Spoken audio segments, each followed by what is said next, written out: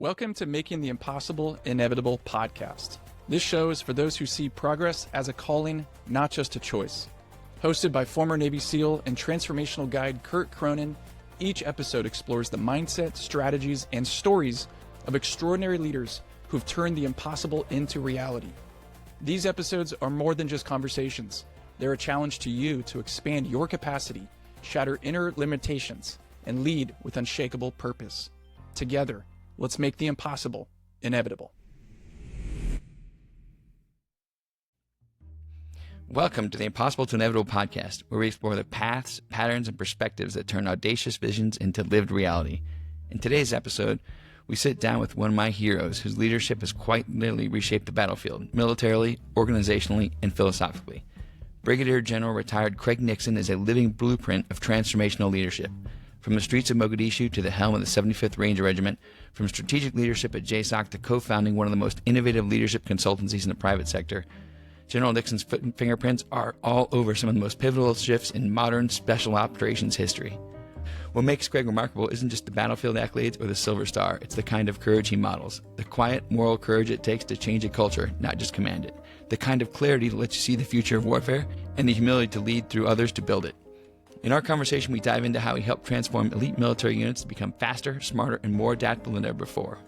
We explore his philosophy on change, the discipline of communication, and what it really takes to lead high-performing, high-ego teams toward a shared mission.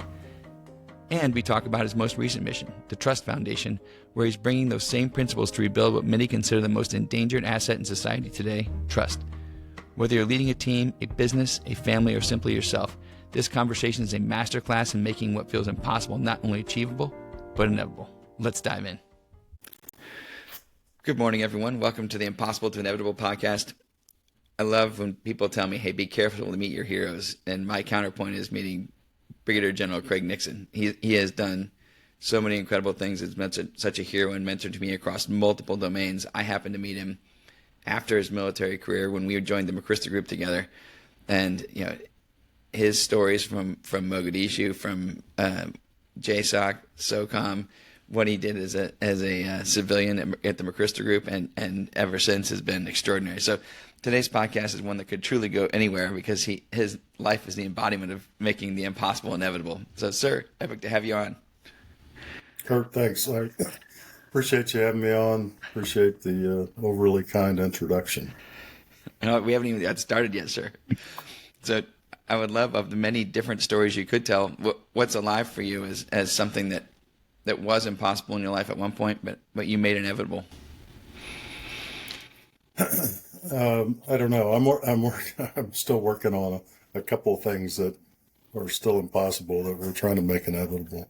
I think probably the thing that we were able to do, one of the things that I'm proudest of that we were able to do was transforming the Ranger Regiment during the middle of the global war on terror for a couple of reasons. One, you were taking an organization that was already considered one of the premier organizations in the military, and it was committed to a full-time fight in both Iraq and Afghanistan, and we were able to transform it and make it relevant, really, for where we saw the fight moving over the next 2 decades. And so now, when I go back, and I was just back recently, the organization has exceeded any expectation I had at that time. But I would like to think that a lot of the things that we did back in the early 2000s laid the foundation for where it's gone now. And I can say from my perspective as a junior officer in the SEALs, watching the transformation that you drove both in the Rangers and in the Joint Special Operations Command, it was unparalleled. In fact, in my life, I thought that was the way everyone led, watching you lead through that transformation. And only as I left as a civilian to realize that's not what everyone does. They don't lead with that kind of love, trust, and coherence that really allowed everyone to surrender at a very much deeper level than is ever very common. So I'd love, give us some of the granularity. What was impossible at the time? What was the impossible mission? And then what were those steps that you took both intuitively and consciously to be able to drive that transformation? Yeah, I think, well, there was a couple of factors that weighed into it. One is I had the advantage. I had been the operations officer at J3 of JSOC the year before I took over the Ranger Regiment. So I had a pretty good sense of, one, where the fight in the global war on terror was taking us, what the expectations of the higher headquarters were, and also what the kind of capabilities gaps were internal to the Ranger Regiment at the time. They had performed brilliantly at the first stage of the war, but they really weren't postured well for where I saw the war developing and their role in it. So, which meant both, changing the organization, but at its core, it really meant changing some of the culture of the regiment, which is a pretty significant aspect when it's the culture was really good. So you never want to break something that's good. But we were characterized correctly as probably the most disciplined force in the military at the time we started, and it really was, how do you take a unit that's very disciplined and transform it into self-discipline? So because you can lean on some of the aspects of discipline that actually hurts you when you're operating in smaller, more distributed units moving forward. So it was really, how do you change the organization? How do you change the culture? How do you change the capabilities? And how do you do that while you're still continuing to fight? So you're really only affecting a third of the force at any given time. And how do you continue to adjust that? I was obviously blessed because General Stan McChrystal was doing the same thing at the JSOC level, so it was nested in a larger transformation across all of special operations, and so that accelerated it, and it was obviously I had kind of permission and encouragement from the higher headquarters to do what we were trying to do. On most of it, on some of it, we had different views of how to get to the same end state. Well, so just to give everyone context, really you're talking about transformation at times the first time we'd ever really gone up against terrorists. So in the past, everything had been about going up against nation states. And so the military decision-making process that I was born and raised into, it was a 96-hour process, right? It was 4 days of deliberate planning. And I think to your point earlier, some of that military discipline that was extraordinary, but you could drive that process in 96 hours to launch an operation. And that had worked in the past because we were faster than anybody else. And then as I watched what you and General McChrystal did, cut that in half from kind of 2001, from 9/11 to 2003 to 48 hours. But the enemy could now make decisions in about 8 hours. So we're still 6 times too slow. So just to give everybody a scope of the change and transformation you're talking about, we were, much to your point, already the best in the world and had to be infinitely faster than where we were at the time. Yeah, that's exactly correct. I mean, so if you look kind of pre 9/11 and even the early fights in Afghanistan, Iraq, the Ranger Regiment largely did operations, large scale, large men, more than a third of the force committed at a given time. 2/3 of the force, short duration, so come in, do the operation, and then get back out. largely through fixed wing or rotary wing aircraft insertions, and largely based off intelligence that somebody else gave us.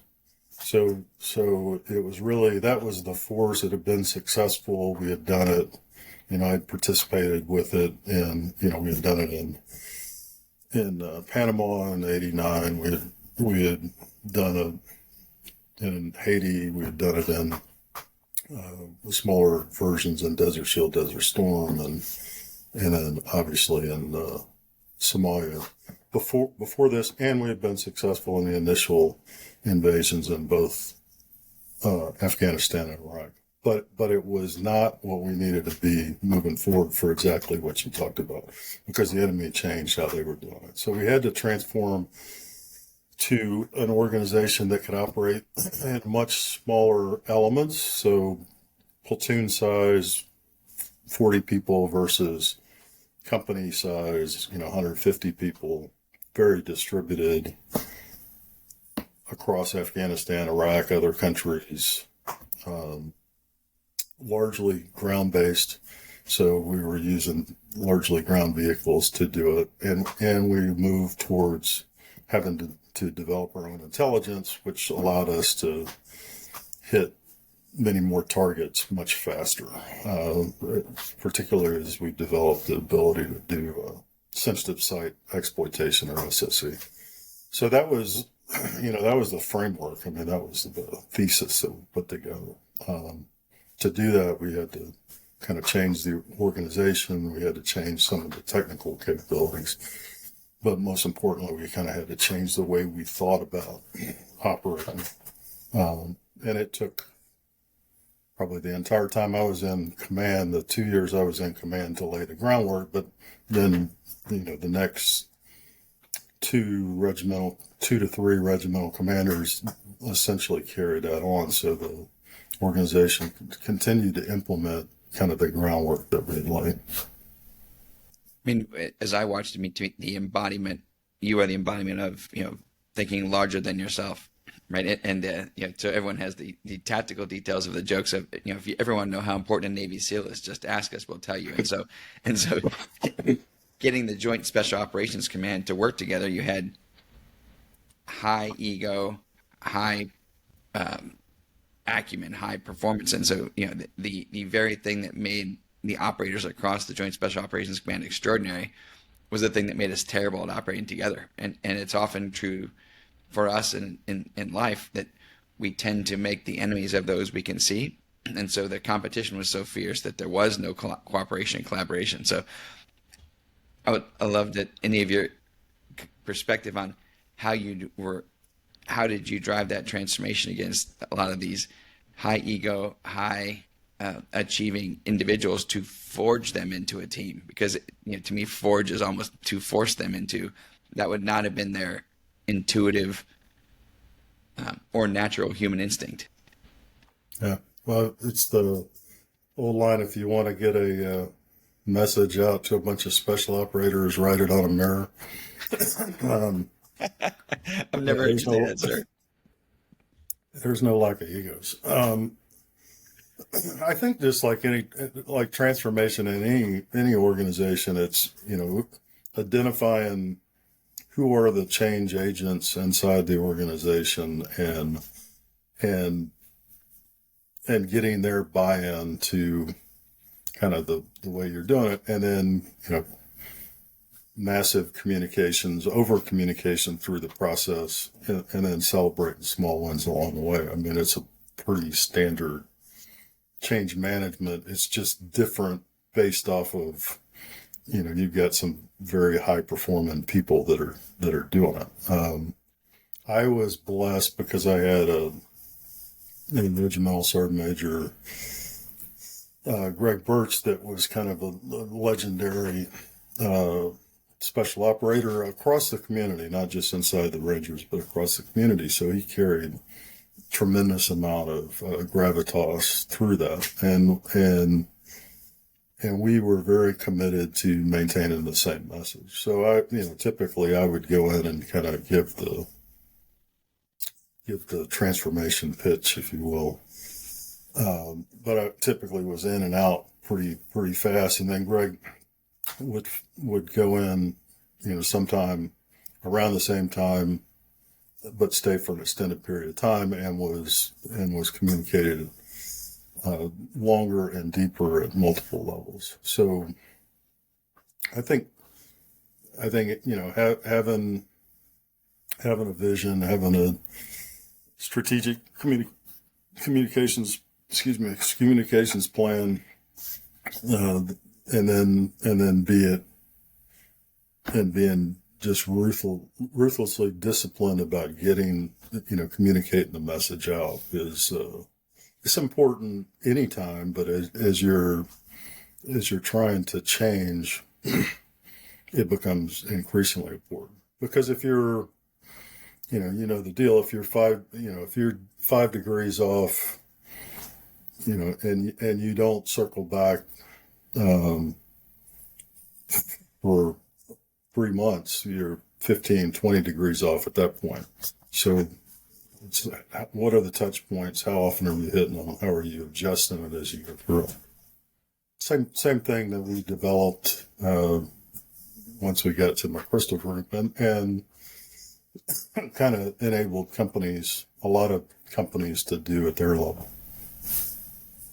Was there a specific moment, my experience of change in any domain, whether civilian or military, was, initially when you start to make a change, it doesn't get better, it gets worse, because people are now reacting, they're challenged with the new system. So what was kind of the trough? Was there a worst moment where it looked like most unlikely that the change was going to work? And then on the counter side, when did you know, hey, the flywheel's turning and I see the first green shoots that this is taking hold? Yeah. I think there was lots of moments along the way that I was concerned it wasn't going to work. I flew into this small outpost in Afghanistan, and the first sergeant, one of the senior NCOs who I'd known for a long time, ran out to the helicopter to meet me, and the first thing out of his mouth was, "Sir, the boys don't think you lost your mind." And I was like, "Right. Why is that?" "Well, you're cutting," because we had to reduce the size of companies because we were creating new companies, and there was a whole fact. But as it turned out, the boys were really the first sergeant and company commander, because the rest of the organization didn't. I mean, they didn't really care they didn't care what the size of the companies were. They cared what their position was relative to those companies.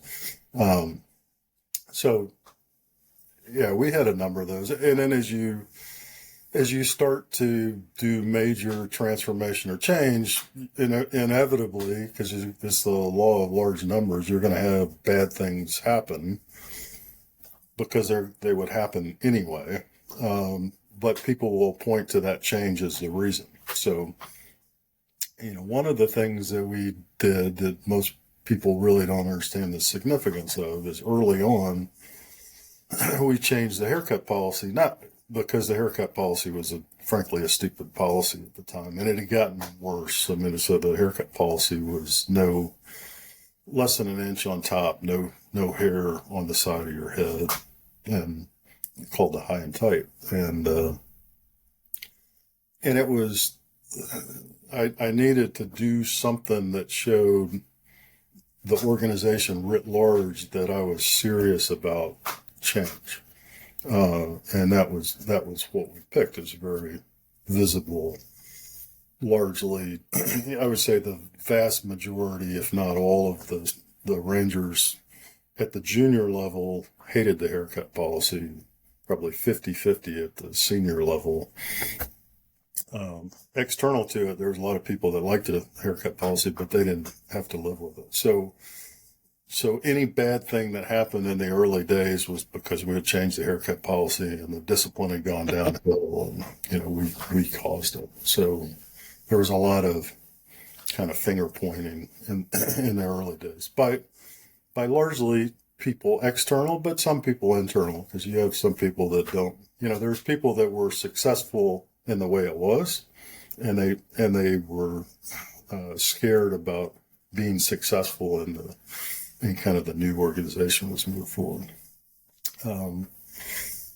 So I think, that's, you've got to be prepared for that and have kind of your inner group, a team, your executive leadership team or whatever you're going to call it, communications, and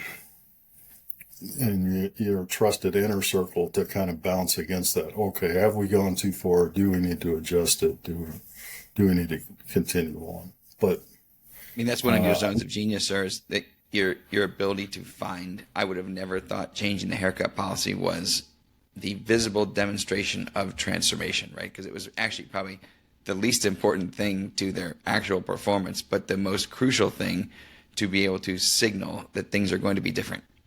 So how did you come up with that as the concept, and what was the organizational manifestation you were driving through the change in haircuts? Well, frankly, it wasn't that difficult to come up with because everybody had an opinion on the haircut for a long time. And it was one of those things that got more severe over time. So when the Ranger Regiment first started, it was not much different than my hair is now. And then it just got more extreme kind of over time because, left to our own devices, we got to make it harder for the next group that comes behind us. So it had been up and down, and there's a lot of confusion around it. So that was a relatively easy part, but it got to the core of what we were trying to do, because what we were trying to do is take a very disciplined unit and make it more self-disciplined. So having to cut, shave the sides of your head and less than an inch on top every day on Sunday so you're ready for inspection on Monday does not require a lot of self-discipline. It's pretty straightforward. You either do it or you don't.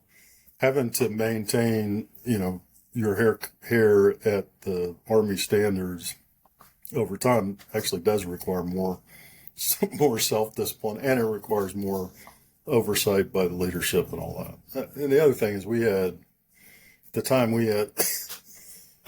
excuse me, we had guys with relaxed scrimmage standards on. They were getting ready to deploy. They were coming back from deployment. So the haircut was already all over the place. It was just, but we hadn't been willing to say it's all over the place. And it's up to individual Rangers and the leaders to make sure that they meet a standard. And the standard was not the high entitlement at that point, although we were still hanging on to it like a crutch.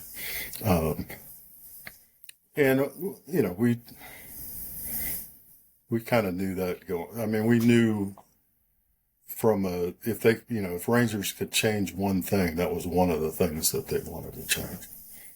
And every organization, at least every organization I've been involved with, either running it or advising somebody else through the change, you can identify their version of the haircut policy pretty quickly.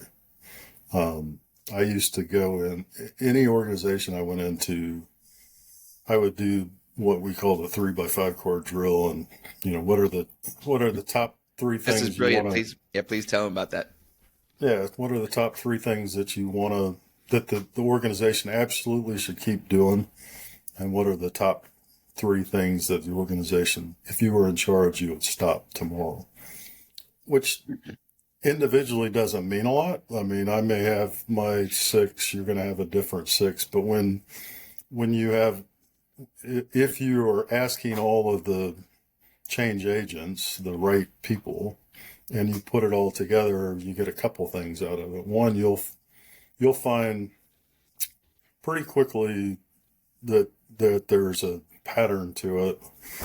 What I found is usually 10 to 20% of it makes perfect sense. You can change immediately. 10 to 20% of it makes no sense and you're never going to do it. So you can communicate to them that you're not going to do that. And any other, 30 to 60% are things that that make good sense, but you got to think about them. So you can get the feedback from them. You can immediately address 10 to 20%, which, like the haircut, may be one of those. And you can also tell them what you're not going to do. You've listened to them, you've given them feedback, you've defined kind of left and right limits, and you've shown that you're going to take action on those things that are actionable. And then that starts this kind of back and forth communication, because it primes the pump for communication for the organization to come back to you. Because if they know that you'll listen and you're going to do something about it, then you won't have any problem getting input. I love the brilliance of that. So you instantly show you have as your and I's dear friend Jordan Hall would say, the infinitesimal courage to speak to the things that could have been changed and should have been. So like, here's that 10% I'm going to do. You have the courage to say no, which is that 10% you're never going to change. And then now you have momentum to say, okay, now let's iterate as an organization into what are the things that are also important to change as we evolve. Yeah, no, it served me very well across a number of organizations.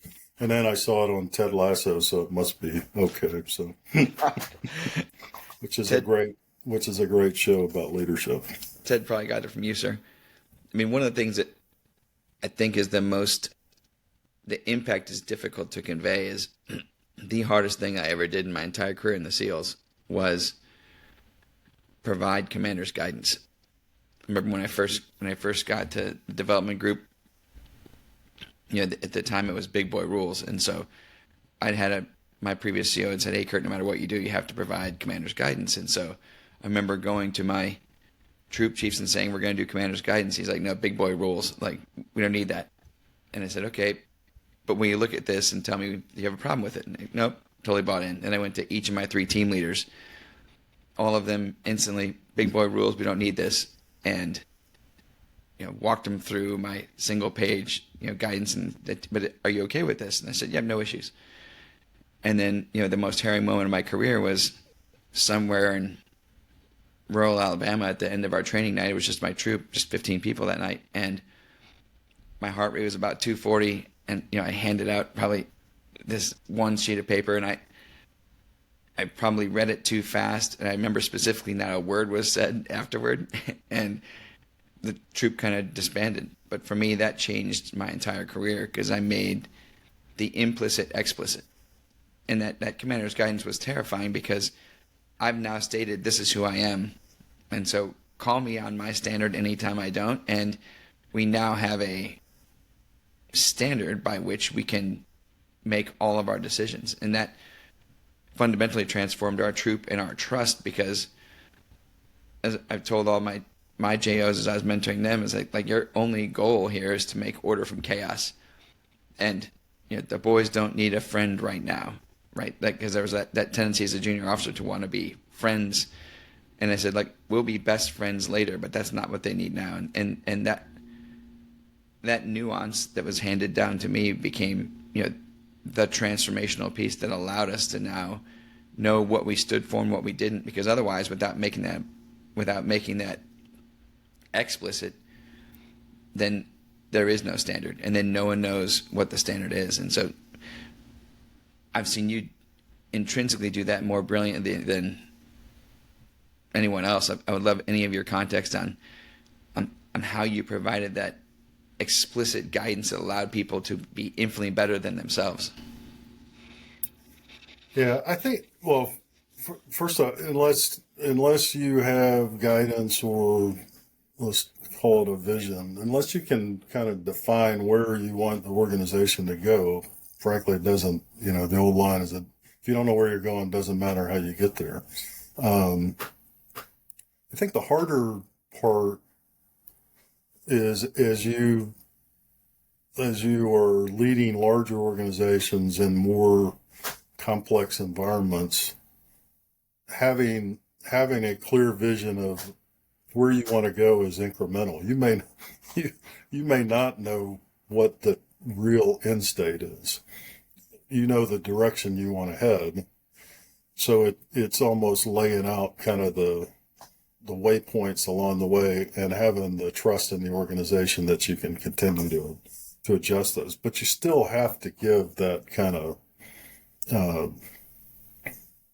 it's a framework to get the boat off the dock, or you'll spend all day on the dock trying to figure out, how you're going to get out to wherever you're going.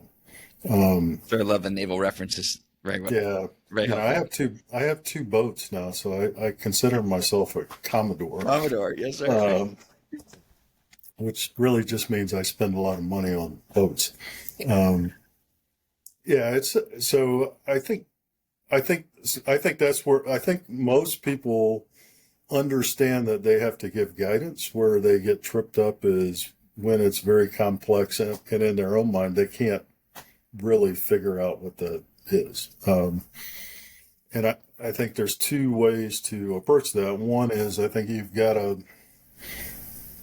well, you don't have to, but I found most successful organizations, there is some kind of kitchen cabinet executive leadership team that is helping you kind of develop that guidance, and you've got to be willing to take input to do it. And then you've also kind of have the trust to be able to do it incrementally. So you may have I want to grow the business to $1 billion, but you're at $300 million. So how do you get from here to there?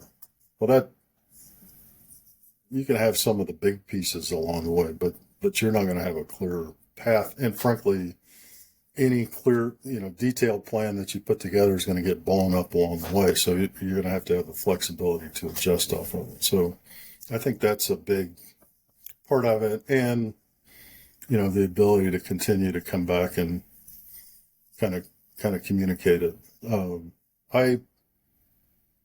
very much, we did it together when we were in the Crystal Group, but the alignment triangle where you have kind of what your values are, what the vision is, what your objectives are, and then kind of what the tactics. So your vision, your values aren't going to change. Your vision is going to adjust over time. Your objectives will change, and your tactics are changing, and the metrics associated with those tactics are changing all the time,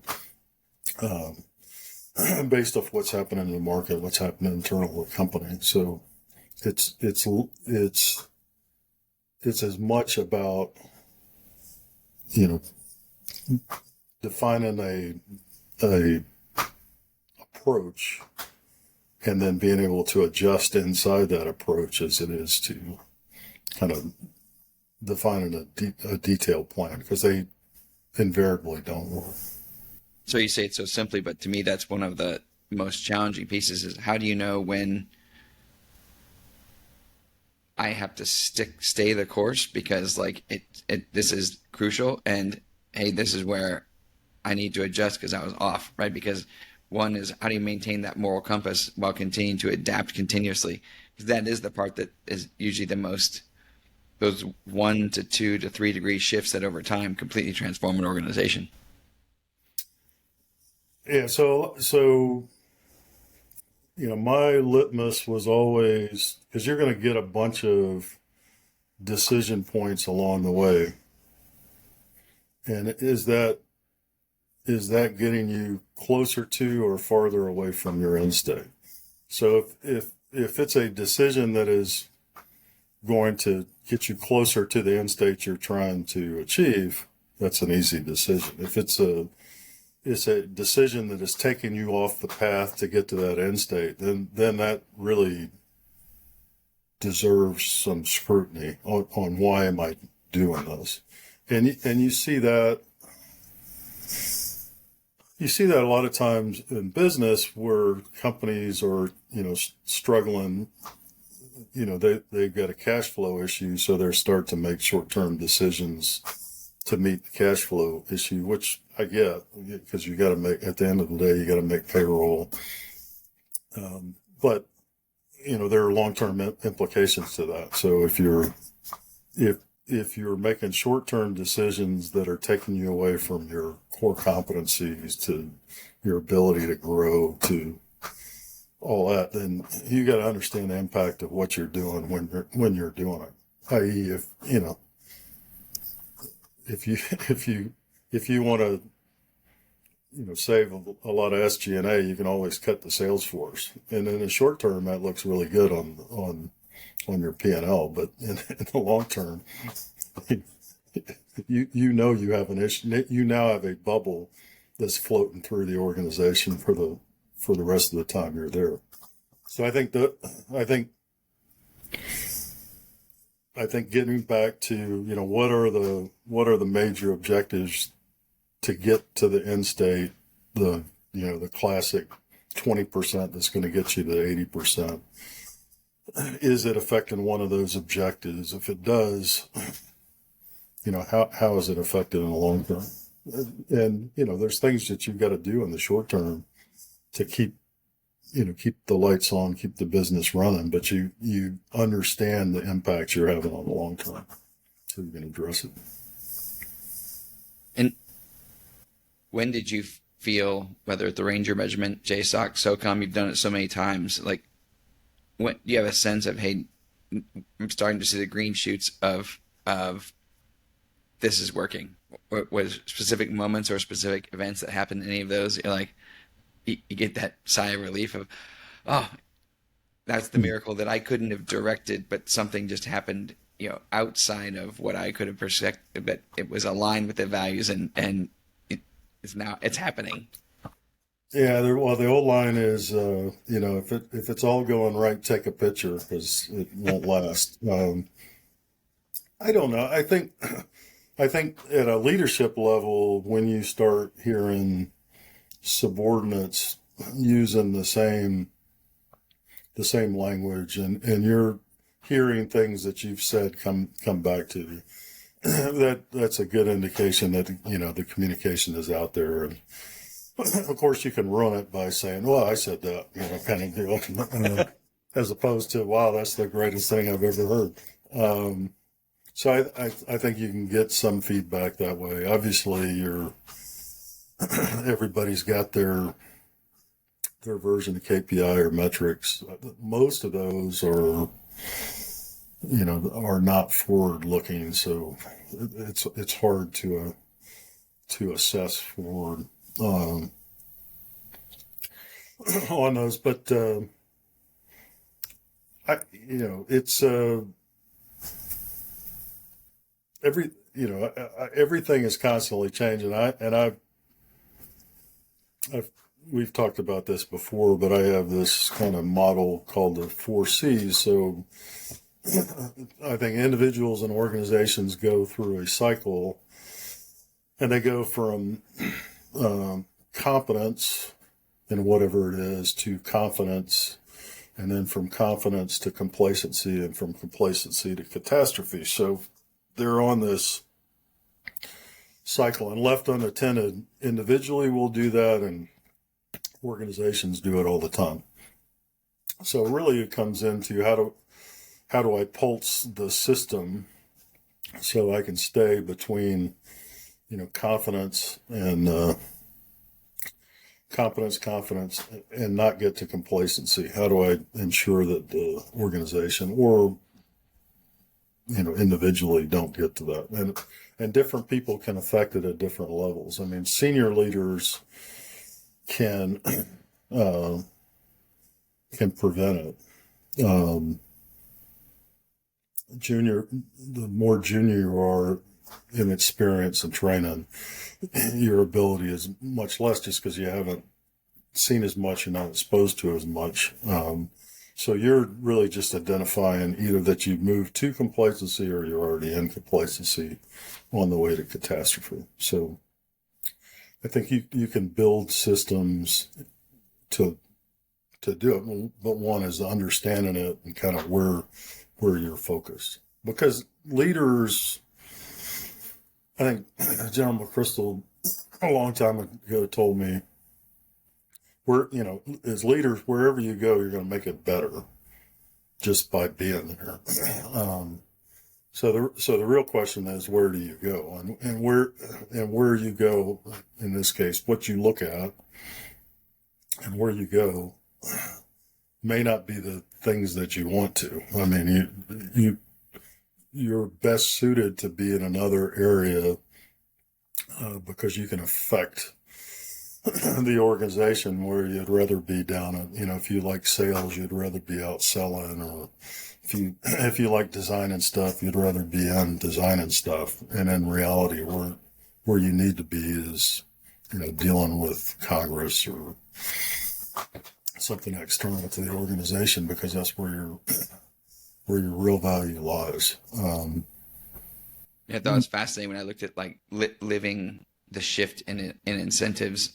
I was on the receiving end of this as an operator, but I remember initially in Iraq, the greatest risk was not getting momentum. And so we were measured by how many raids did we do the night before. And that was the way that you incented, all these warriors to be doing the thing that wanted to be done. And then somewhere a couple years into the war, it shifted into how many civilian casualties were in your sector. And so, and never again were we measured on how many raids we were doing, but then it shifted and got completely different behavior, because now that we were being measured against, were there any casualties? Were there any injuries in that area? And then, 2 years later became how many hours was the power on in your sector? So now you're going into nation building, and it was fascinating because at the time it was very simple, like, oh, this is what I do to succeed. But you were changing the metrics to drive different behavior, so you always get the behavior. You can always expect what you inspect. So I thought that was fascinating, the massive shifts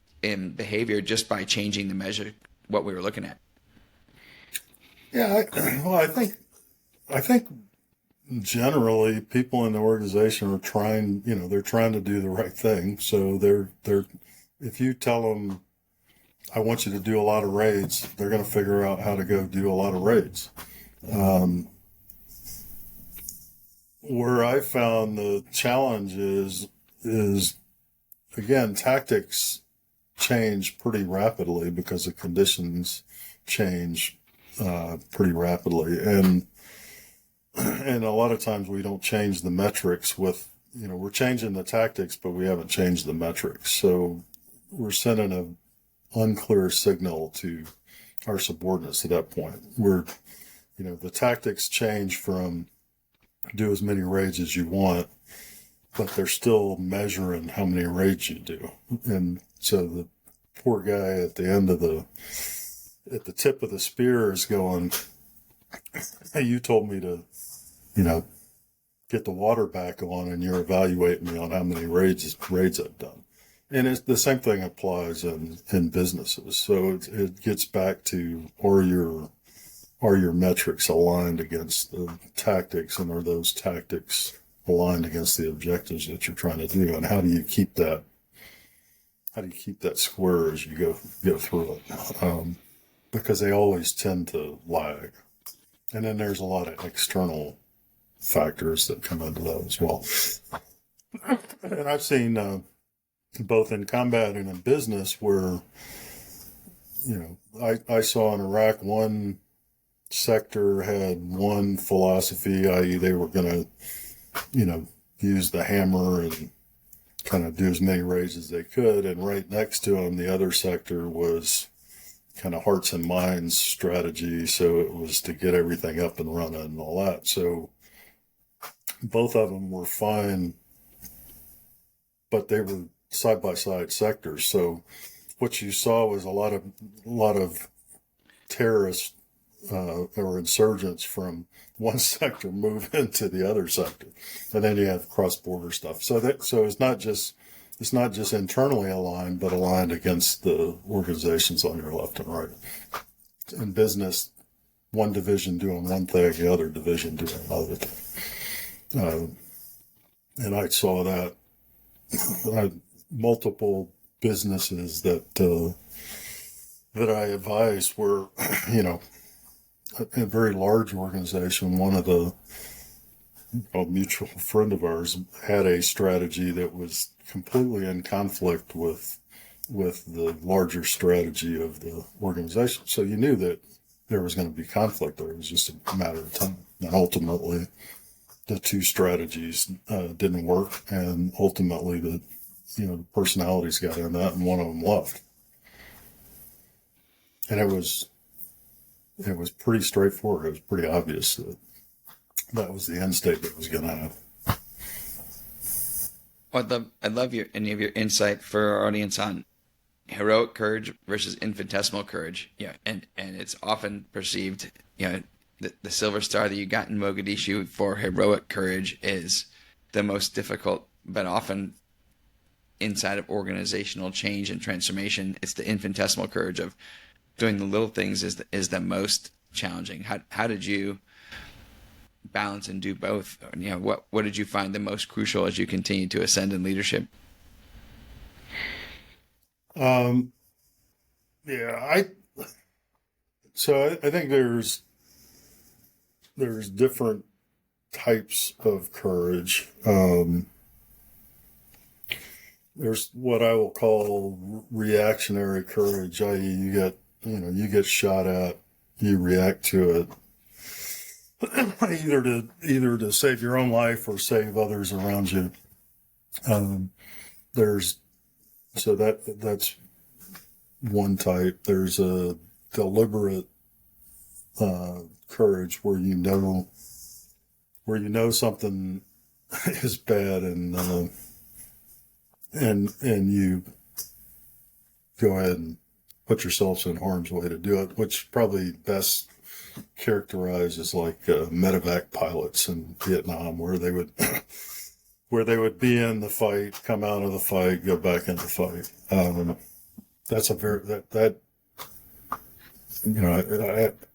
Courage is courage, but it is a very different type. And then there's moral courage, kind of doing the right thing based off of your values, knowing that it may well impact your career, your personal goals, or whatever. I think when you're looking at reactionary, that's more, I would almost, you can train that into people, so you can condition them to, I'm going to react to that. And the kind of training we do does that. As you go down the chain, it becomes much more mental. The first is more physical. The second is much more mental, and the third is much more mental. And it's based off kind of your values and the culture that you're in and all that. So for us, I mean, in the Rangers, there was a culture that was all kind of built around the Ranger Creed, and it was a creed that you learn and then you recited every morning when you did PT, and then at some point you internalize it, and then you kind of spend the rest of your life trying to live up to it. So that was the commitment from one Ranger to another. I'm going to live up to these standards, which became pretty, when you got regardless of which type of courage you're talking about, it was covered in some way, shape, or form by the Ranger Creed. And frankly, there were historical examples over time of people doing that. So I'd love if you're okay telling the story about when they were shooting the movie Black Hawk Down. Yeah, sure. So when I was commanding 3rd Ranger Battalion when they were shooting the movie, so we provided a platoon of Rangers to do the action scenes for it. 160th provided a helicopter. So they were out in Morocco in the middle of nowhere doing the filming, and Rangers, being good Rangers, were up doing physical training, PT in the morning, and did the Ranger Creed. And Ridley Scott was the director, happened to be walking by, and he stopped and listened to them recite the Ranger Creed. And at the end of it, he asked the platoon leader if they would do it again, and he said, sure. then Ridley shut down the entire production, which is a big deal if you're filming movies. Absolutely. And brought all of them over, and then they recited the Ranger Creed again. And at the end of it, he said, "This is the reason we're doing the movie."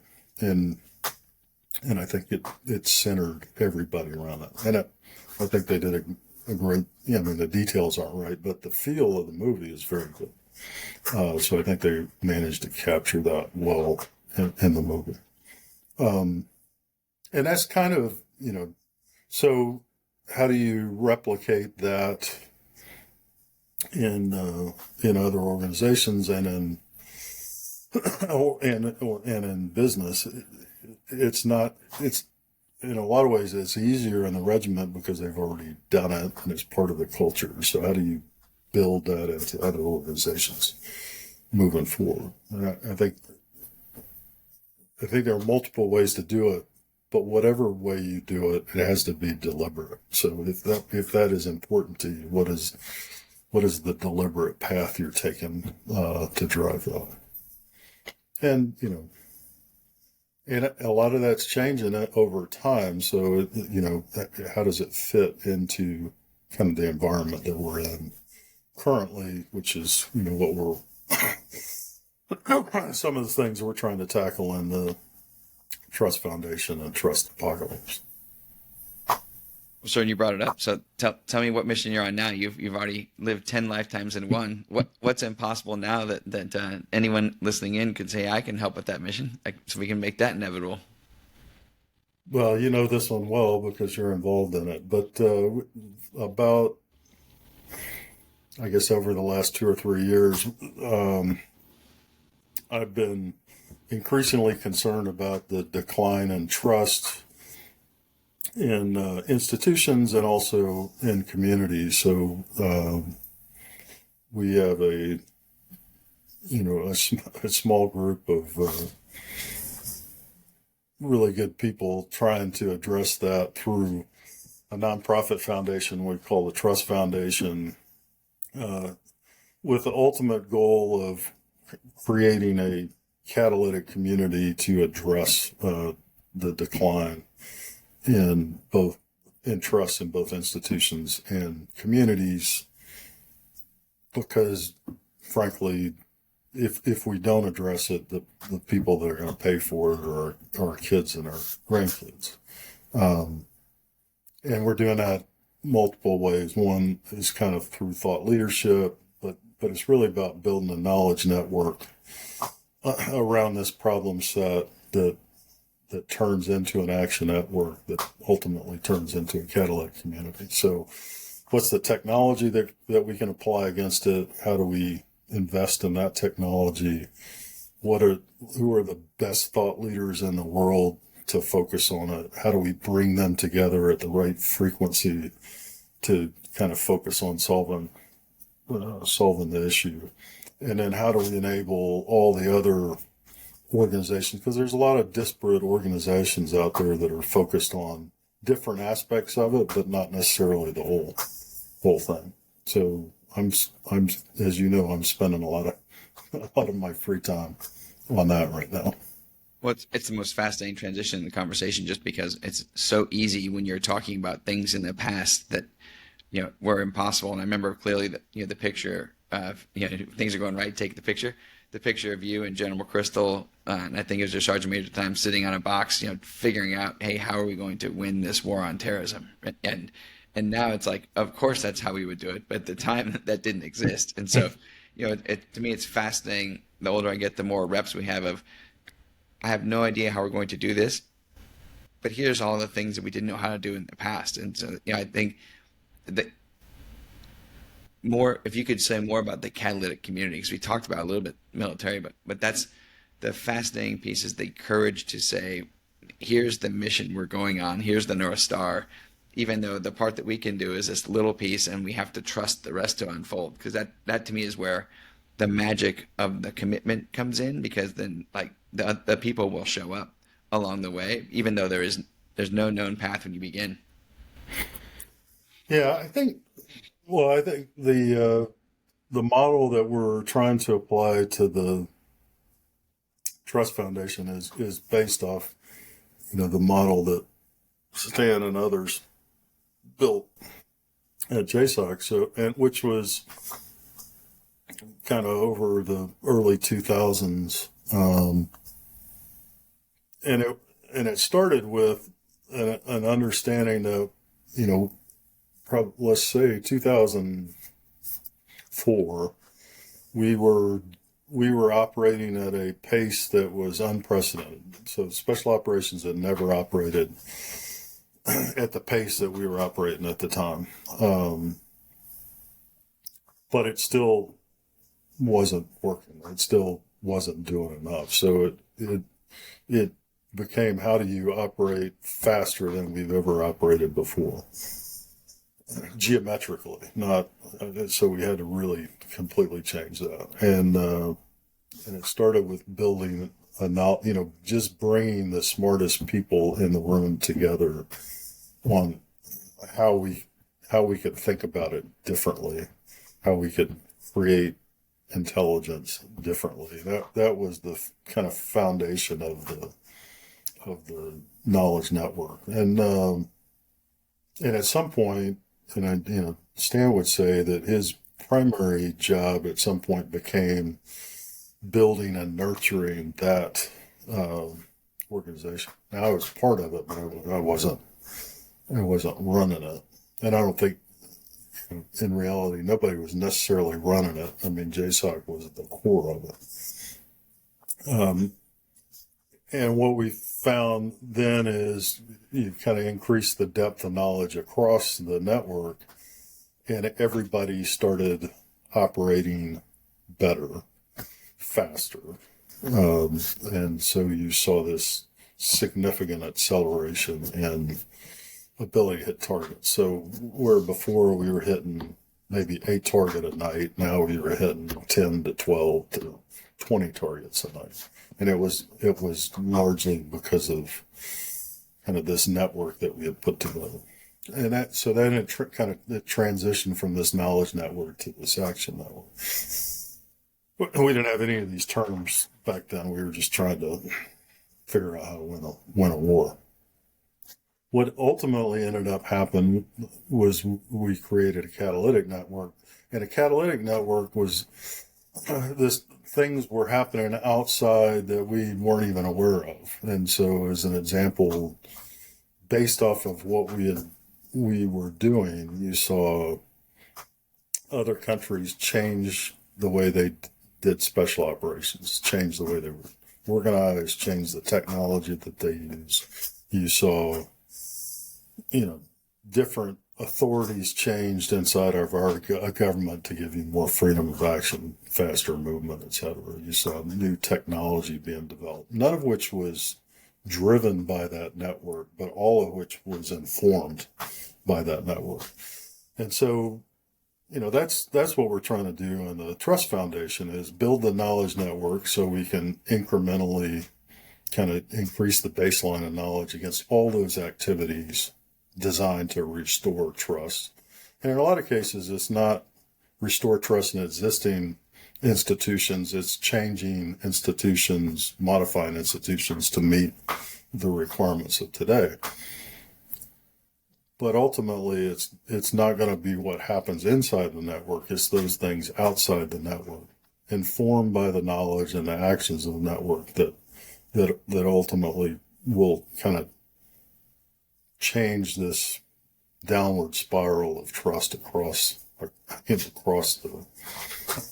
the country, and in some cases the world. Because if we don't do it, if you look over, there's only 2 institutions right now in the U.S. that are above 50% of approval. One's the military and one's small business. I don't know how you define small business. And the military is great, but it's also declined almost 30% in the last decade. So it's just a function of time before it's below 50%. So if you don't have any trust in your ability to get things done, both internal and external to the government start to go away, and then you've got pretty significant consequences. And that's where we're headed, and that's the natural path of where we're headed. So how can we affect that? And with our small group of people. Well, you articulated one of the things that's the most fascinating is in crisis, there's a tendency to want to contract when the real requirement is to expand. And that was the part, the shift to liaisons. I know in the SEALs, and maybe it's true in the Rangers, we used to take the people that we liked the least and put them out with other entities because we thought then they're not bothering us. But the challenge is then wherever they went, State Department, CIA, whatever they were liaisoning with, that was the reflection of the entire SEAL community, was that person that we didn't like. And so when we inverted it and said the most important thing we can do is now establish our ambassadors and our liaisons, that completely transformed it from a tiny ecosystem that was only us into a huge ecosystem of interdependence. That now the requirement was we had to communicate across the language barrier, right? The language barrier of Rangers and SEALs use different languages. The State Department, I learned rapidly. In the military, somebody says that might be a little problem. The youngest person goes and takes care of it. In the State Department, that's ambassador speak for all stop. We're never doing that, right? And so we had to figure out and translate across even the same language of English, very, very different capacities, and the ability to.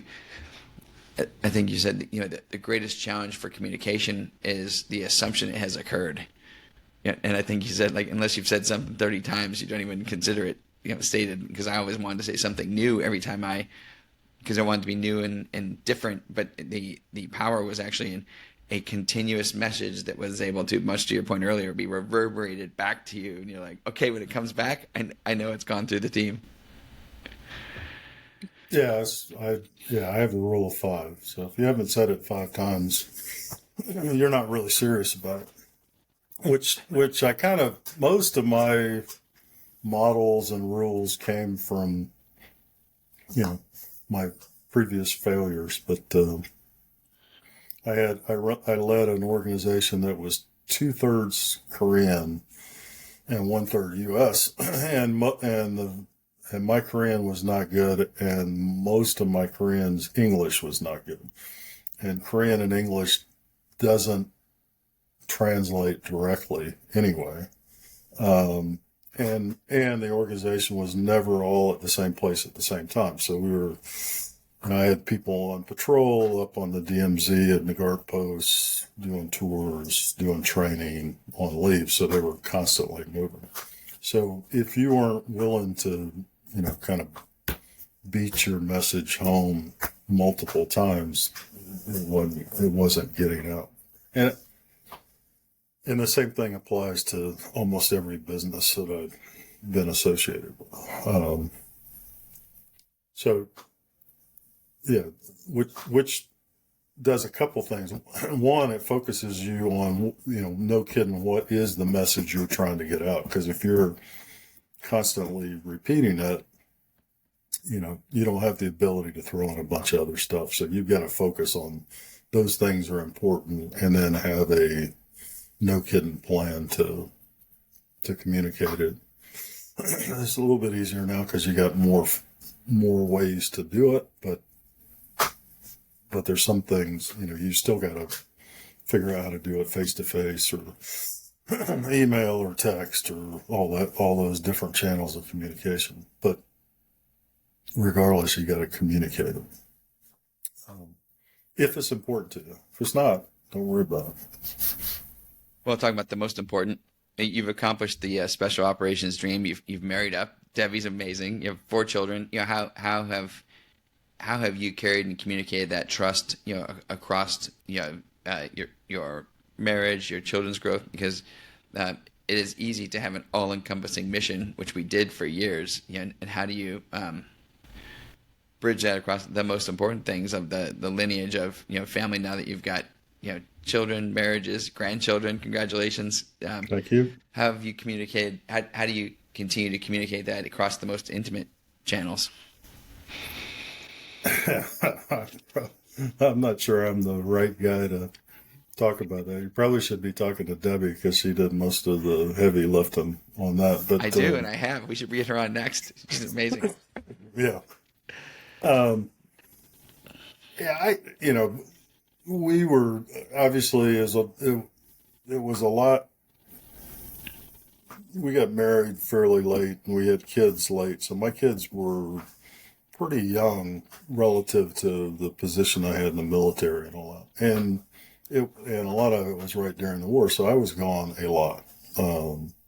My claim to fame is I made it to every one of the births of our children, and I think all four of them, it was just barely. It was coming in from overseas or a training area or something.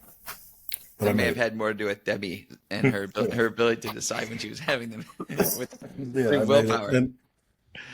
And then pretty soon left after it to go back to Iraq or Afghanistan or wherever.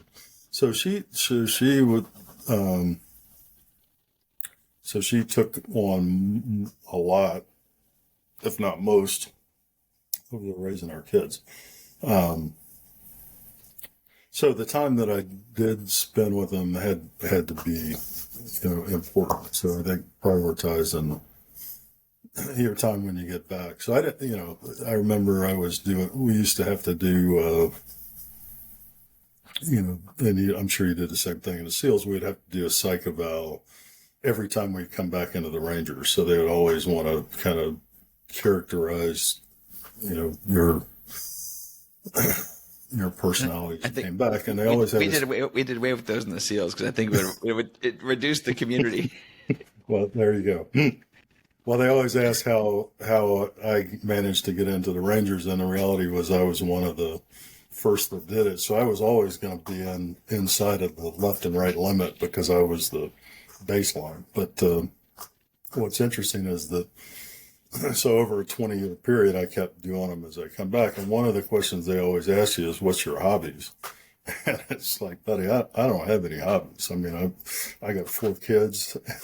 I'm a Ranger, so I work. And when I don't work, I'm at home. So there wasn't any golf or any of that kind of stuff back then. And it was prioritizing. So, I've been very fortunate, one, in Debbie and what she's done, and then our kids are all good. But I think, some of it, I found it, in a lot of ways, it was easier when I was in the military than when I was in business. Because it's relatively straightforward to say, well, Daddy's got to be gone because he's, defending freedom's frontier. It's a much harder conversation to say Daddy's got to be gone because he's got to earn some money. Both of them are as important, but I think, the key thing is having the conversation. And it's been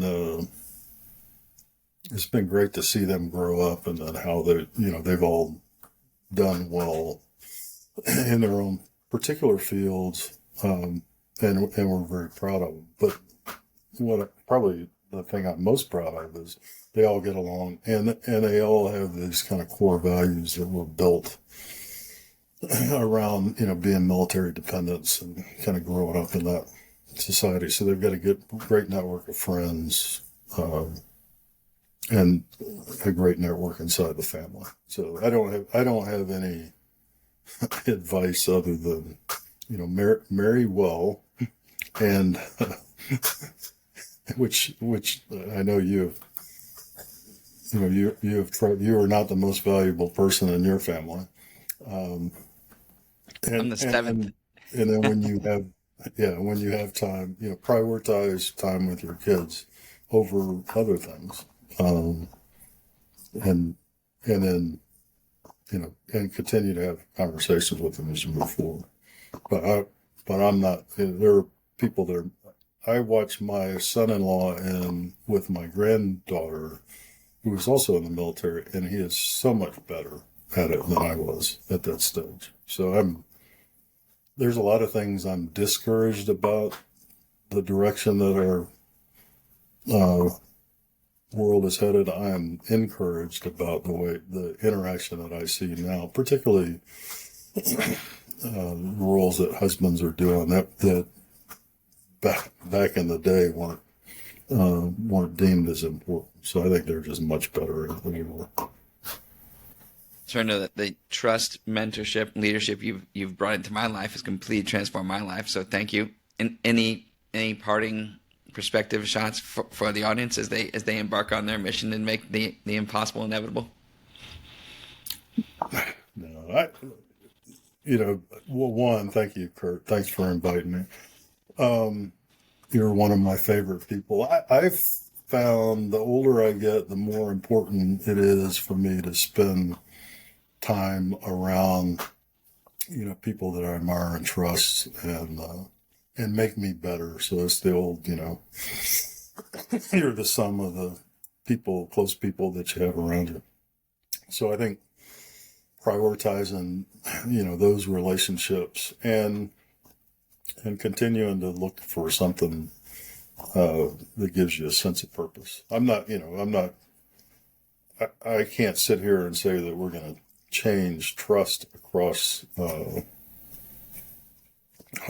world, but I can say that we're going to do stuff that makes it better, and then hopefully we'll touch some people along the way that will change it as we move forward. So figure out what gives you a sense of purpose. Surround yourself with